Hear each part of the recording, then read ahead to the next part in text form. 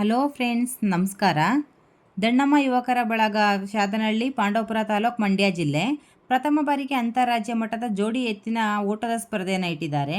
ದಿನಾಂಕ 28/12/2024 ಶನಿವಾರ ಮತ್ತು ಭಾನುವಾರ 29/12/2024. ಸ್ಥಳ ಶಾದನಹಳ್ಳಿ ಗ್ರಾಮ, ಪಾಂಡವಪುರ ತಾಲೂಕು.